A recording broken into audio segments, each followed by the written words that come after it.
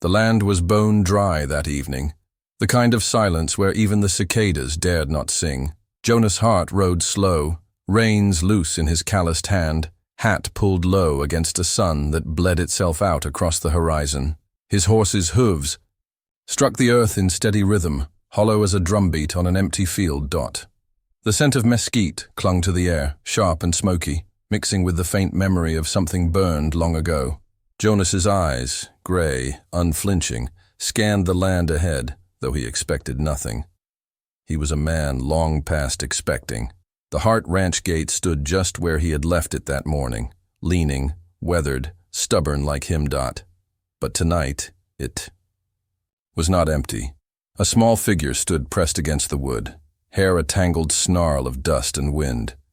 A little girl, barefoot, thin as a rail, her dress frayed into ribbons. Beside her, a woman swayed, pale and hollow-eyed, her body folding in on itself as though even the bones were too tired to stand.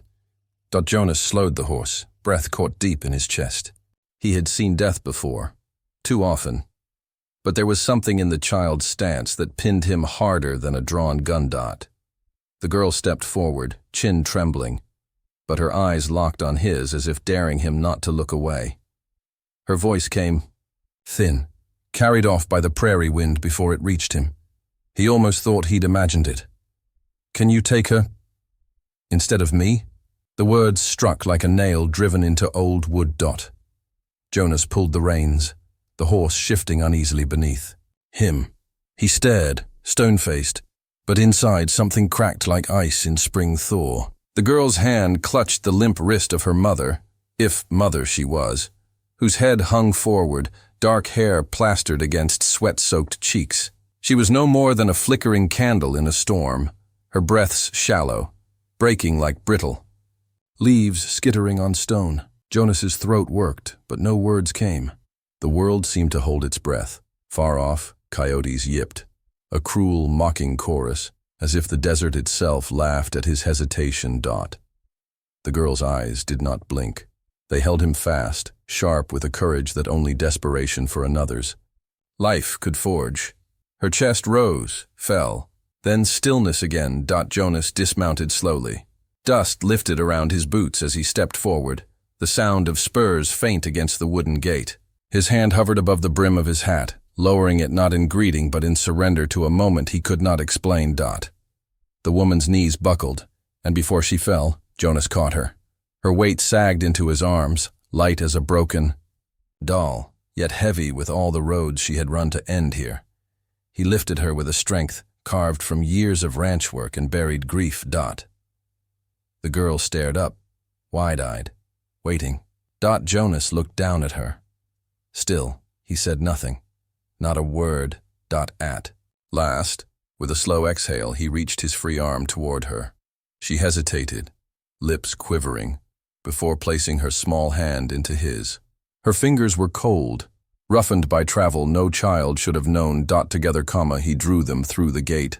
Dust rose behind him like a quiet oath, curling in the dying light. The prairie wind shifted, carrying the faint cry of a hawk circling above. Jonas glanced skyward, the silhouette sharp against fading crimson.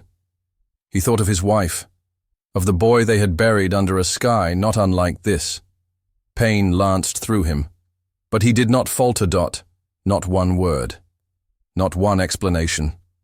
Only the silence of a man who had already lost too much, and now, without knowing why, had chosen to carry more. The girl trailed close, her gaze fixed on him as though she had wagered her whole soul on this stranger's silence. Behind them, the horizon burned orange, then sank into black. Ahead, the house waited, shuttered, hollow, haunted, a place long closed to the living, now opening its doors once more. A storm had crossed his threshold that night, not of wind nor rain, but of flesh, bone, and memory. A mother and her child, broken yet unyielding, had bound themselves to Jonas' heart with nothing more than a question and his silence. And as the coyotes cried once more in the distance, Jonas knew the desert would not let this pass easy.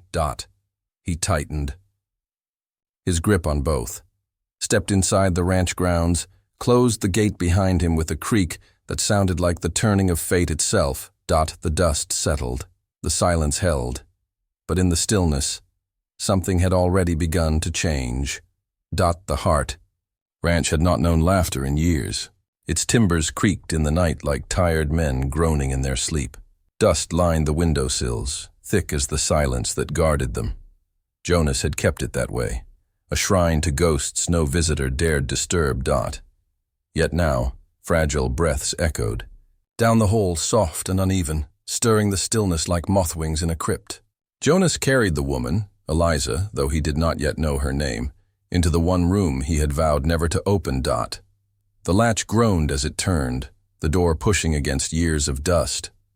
The scent of cedar, long dead, rose faint from within, mingling with the bitter musk of stale air. His wife's room, once perfumed with lavender, now filled with only memory. He laid Eliza upon the bed, his late wife's bed, her face pale, fever licking her skin with cruel fire. The quilt he pulled over her shoulders smelled faintly of smoke and time. The girl followed, bare feet silent on the wood. She did not cry, did not speak. She only stared at Jonas, eyes dark and unblinking, as though she weighed his worth on a scale unseen. Night settled hard. Outside, coyotes lifted their voices, the sound crawling through the shutters like a reminder that the desert never slept. Jonas sat by the cold stove, hat tipped forward, eyes closed but not resting. Sleep came in fits. Dreams burned. His son's face, small, smiling, then ash. A grave dug too shallow, his wife's hands reaching across a table that no longer existed. He woke with sweat chilling his spine, breath rasping like a hunted thing. In the quiet between, he heard Eliza stir. Her lips parted, whispering names he did not know. They slipped from her mouth like prayers half forgotten. Sometimes her hand clutched at the quilt, as if bracing for a blow that wasn't there. Jonas watched, silent, the furrows deepening on his weathered brow.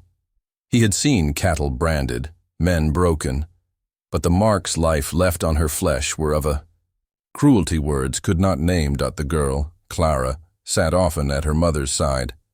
But when she tired, she would find Jonas. She'd stand at the edge of his chair, studying him without blinking, till finally she asked in a voice raw with honesty, "Why? Do you sleep in your chair?" Jonas looked at her, gray eyes hard as river stone. He said nothing.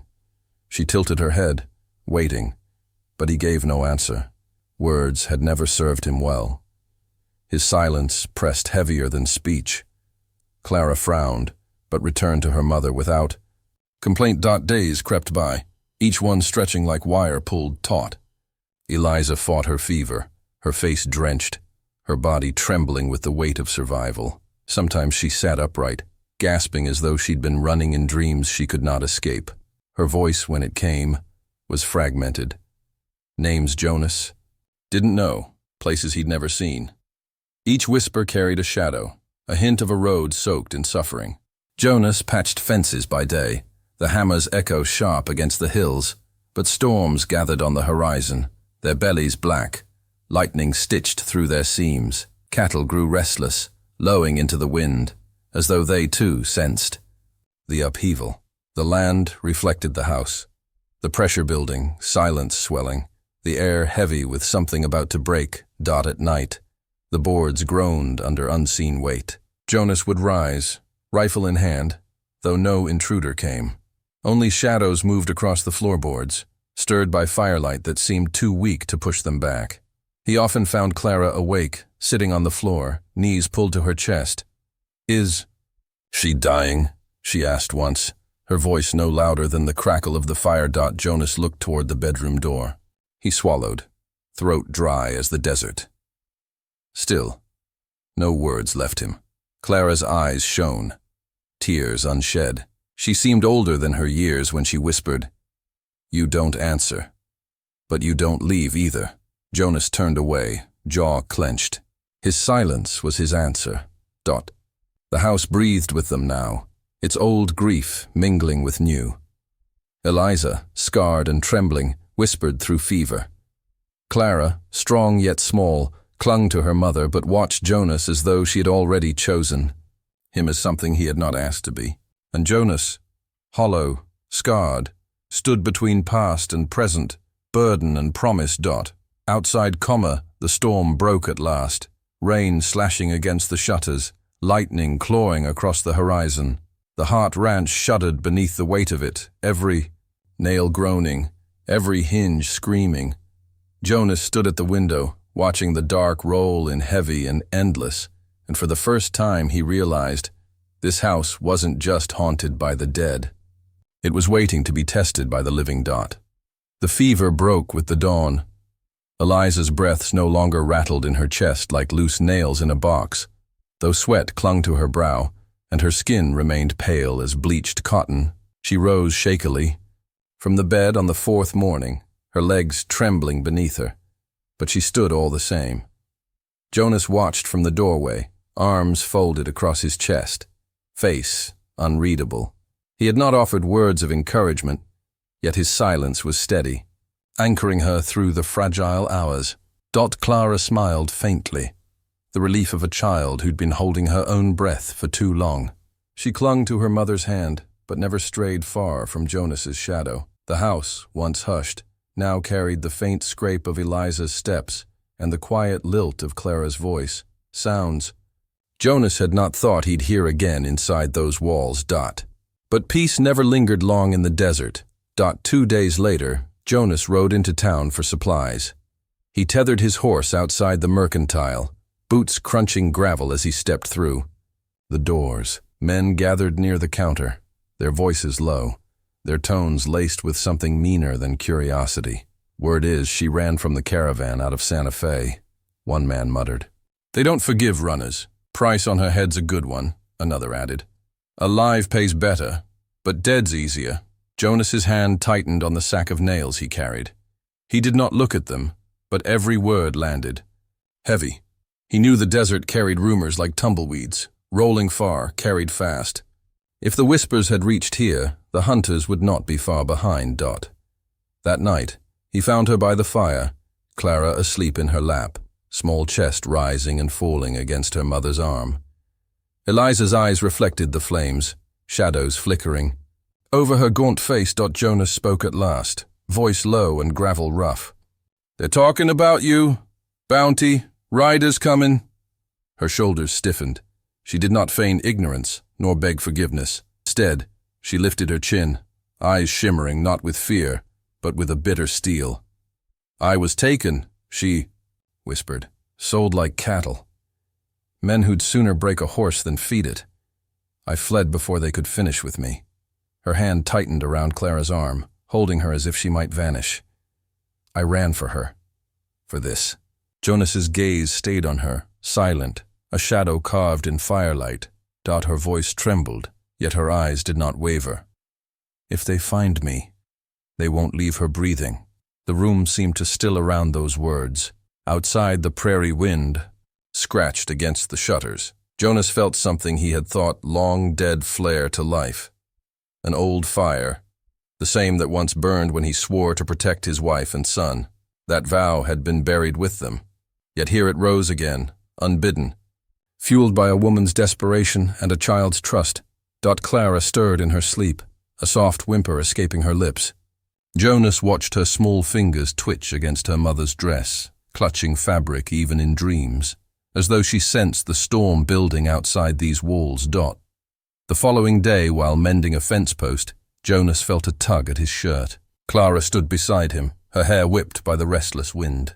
She said nothing, only reached out and gripped his calloused hand, small and fierce, as if he were the last tree left standing in a burning field. Jonas did not pull away. He did not speak, but in the silence, the weight of her trust rooted deeper than words. That evening, as the sun bled itself out across the ridges, Jonas led his horse to water. He paused, eyes narrowing. Far beyond the pastures, atop the darkening hills, shadows moved. 3 riders. 4, maybe more. They sat still against the dying light, silhouettes sharp as cut stone. They did not advance. They only watched. The prairie fell silent, the kind of silence before a storm breaks. Jonas's jaw set hard. He turned back toward the house where Eliza and Clara waited, his boots grinding gravel with each step. He had seen war come quiet, like this before. And he knew this was only the beginning. The days that followed carried a strange calm, fragile as glass in a wagon's rattle. The riders stayed on the ridge, shadows against the horizon, never advancing, never gone. Yet within the walls of the Hart Ranch, something unexpected began to stir. Eliza's strength returned in slow measures, each sunrise finding her steadier on her feet. She moved with caution at first, fingers lingering on walls as if fearing they might give way. Then, one morning, Jonas found her outside with a broom in her hand, sweeping the porch where dust had laid thick as ash. Still, she was by his side in the pasture, mending a broken length of fence with clumsy determination. Jonas said nothing, but the sight hollowed something inside him.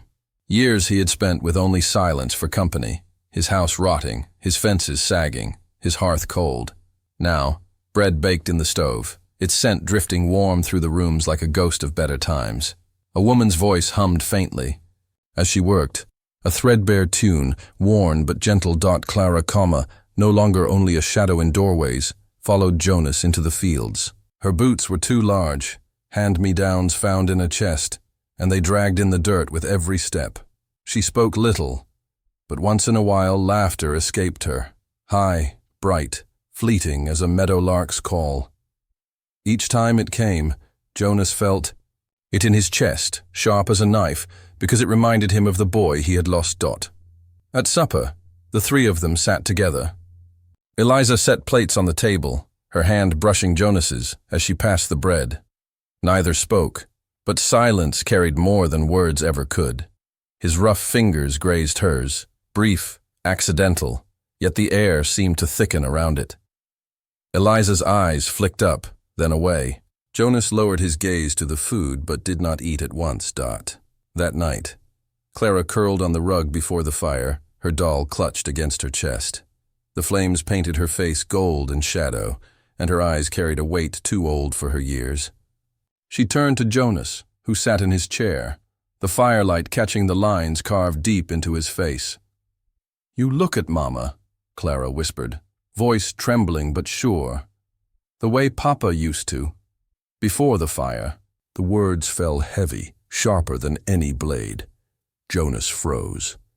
The air seemed to still, the fire's crackle the only sound. Memories rose like smoke, choking him. His wife's face, his son's laughter, their screams swallowed in the blaze that had taken them. Guilt, thick as tar, gripped his chest. Jonas turned his gaze to the flames, eyes burning with more than reflection. He did not answer. He could not. Eliza, seated nearby, looked into her daughter's face, then at him. Her lips parted as if to speak, but no sound came. Instead, she pulled Clara into her arms, holding her close, as though she could shield her. Chilled from words that cut deeper than truth. Jonas sat rigid, torn between past and present. The ghost of his wife haunted these walls, yet here sat another woman, scarred but unbroken, filling his house with a warmth he thought buried. The guilt pressed hard.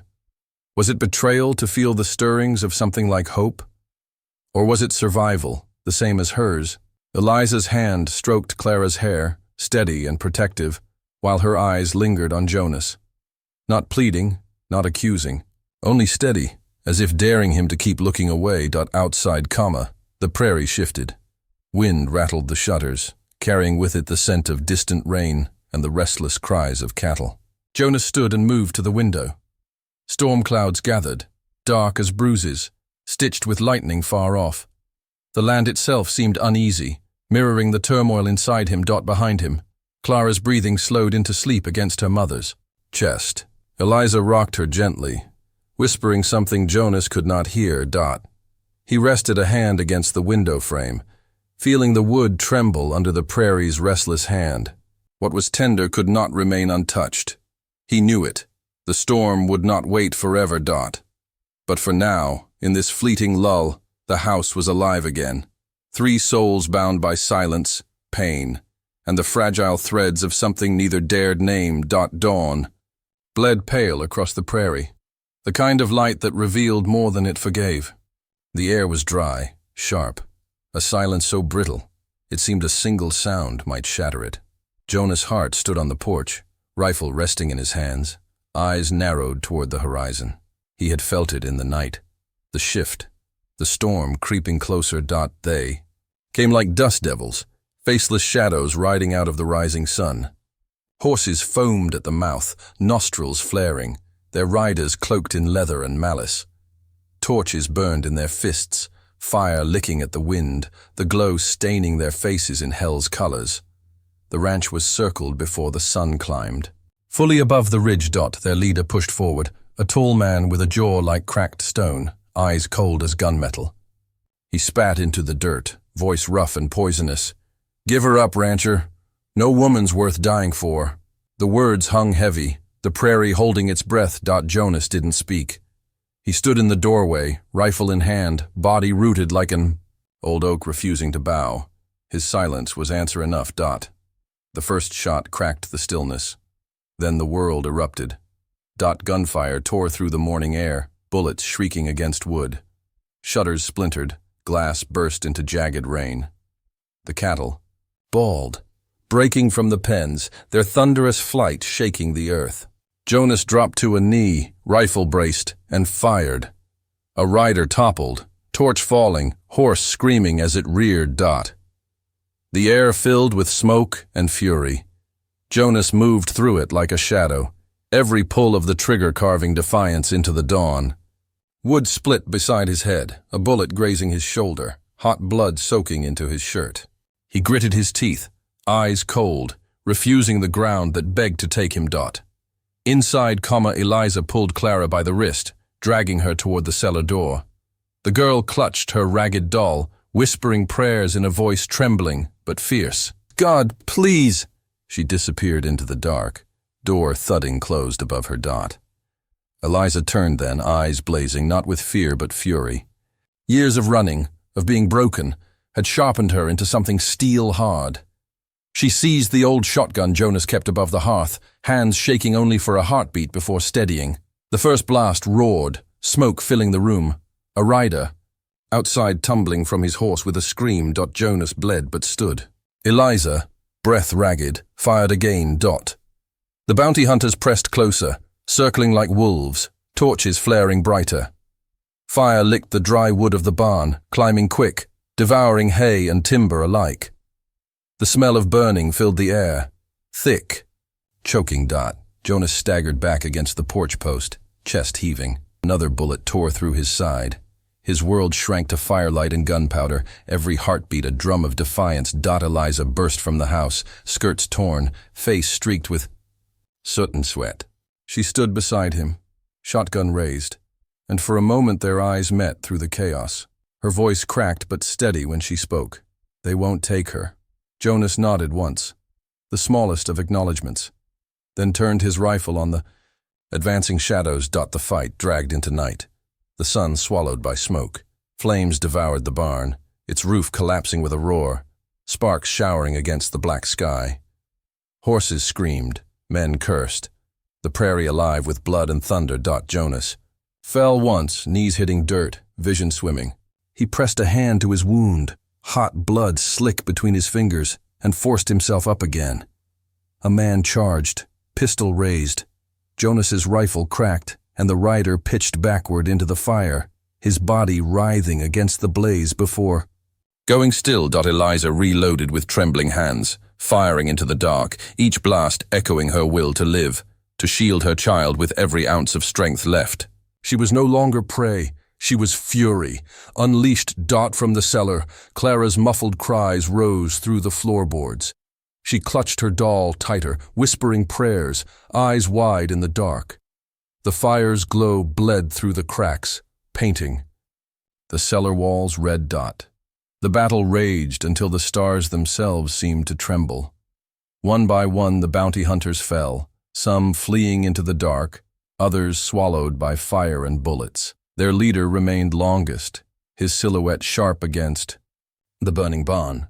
He spat blood, cursed Jonas's name, and rode hard into the night, his torch vanishing into blackness. The ranch was left smoldering, flames devouring what years had built. Jonas leaned against the porch, body shaking, blood soaking his side, breath ragged as a saw through wood. Eliza sank beside him, her hair wild, face streaked with ash. Neither spoke. Behind them, the barn collapsed in a shower of sparks, the sound like thunder breaking the earth. The world narrowed to the three souls who remained, the man, the woman, the child hidden below. Ashes drifted on the wind, glowing embers swirling like fireflies. Gunsmoke clung to the air. Jonas gripped his rifle still, though his hands shook. The night was not victory. It was survival. When dawn finally came, the world was gray with smoke. Ash clung to the earth like snow fallen wrong, soft but deadly, the air thick with the acrid stench of burned wood and blood. The Hart Ranch still stood, though scarred, windows shattered, timbers blackened, the barn reduced to smoldering ruin. Bodies lay strewn across the dust. Bounty hunters scattered like broken scarecrows, their faces blank, their cruelty ended. Jonas leaned against the porch post, chest heaving, blood dried thick on his shirt. His hands trembled as he set the rifle aside, every bone in him aching, every wound pulling at him like anchors. Yet when his eyes found them, Eliza, soot-streaked but standing, Clara clutching her mother's skirts, he understood why he still drew breath. They were the reason, nothing else. For 3 days, the ranch smoldered. Jonas worked through pain that bent him near breaking, pulling charred beams from the barn, laying the dead in shallow graves beyond the ridge. Eliza walked beside him, her strength surprising even herself, shoulders squared against the weight of loss and survival. She said little, but her hands never faltered, steady as she carried buckets of water, mended what could be mended, cooked bread that tasted of smoke but filled the house with life. Clara moved between them, her laughter rare, but when it came, it pierced the silence like sunlight through storm clouds. At night, she curled between them on the hearthrug, refusing to sleep. Alone, clutching her ragged doll as though it had been baptized in fire. On the 4th day, the town came. Wagons rolled down the dirt road, men and women climbing out, their faces lined with both fear and curiosity. They had heard the gunfire, seen the smoke staining the horizon, and expected to find ruin. Instead, they found survival. The townsfolk stood in silence, hats clutched in their hands, staring at the wreckage of the barn, the graves freshly turned, the ranch still holding. And before them, they saw a woman once whispered about as a fugitive, a broken soul, now standing upright, eyes steady, her hand resting on her child's shoulder. Eliza did not shrink beneath their stares. She stood like flame, quiet, flickering, but unyielding. Jonas, scarred and limping, emerged from the porch. His shirt clung dark with blood still seeping from half-healed wounds, his face carved deeper by pain. He said nothing. He never did. But the weight of his presence was answer enough. The Hart Ranch had endured. Whispers moved among the crowd. A man cleared his throat, ready to speak, but before words could spill, Clara stepped forward. She carried no fear in her small face, only a solemn truth children carry when the world has shown them too much. Her hand slipped into Jonas's, her tiny fingers gripping his weathered ones. With her other hand, she took her mother's, and then, with the force of innocence made iron, she placed Jonas's hand into Eliza's. "Mama told me God would send an angel," she said, her voice trembling but clear. Her eyes rose to Jonas, wide and unwavering. "I think it was you." The prairie seemed to hold its breath. The crowd shifted, but none dared break the silence. Eliza's lips parted, tears brimming though none fell. Jonas's gaze dropped to the girl, then lifted slowly to the woman beside her. He did not speak. He never needed to. His silence had always been his vow. Instead, he wrapped his arms around them both, mother and child drawn against his chest, his body trembling not from pain but from the weight of what had been returned to him. Not as a rescuer, not as a savior, but as a man who had finally found something worth living and dying for. The crowd began to disperse, leaving them in the hush of the prairie wind. The sun bled low across the horizon, its warmth soft, not cruel. For the first time in years, the house behind them did not feel haunted. It felt alive. Jonas stood there with Eliza and Clara, ash still clinging to the earth, but life sparking in every breath they took. The prairie sighed, long and deep, carrying the promise that storms do pass, even if they leave scars behind. And in that moment, Jonah's heart, once hollow, once broken, felt something he had thought burned to cinders long ago: hope.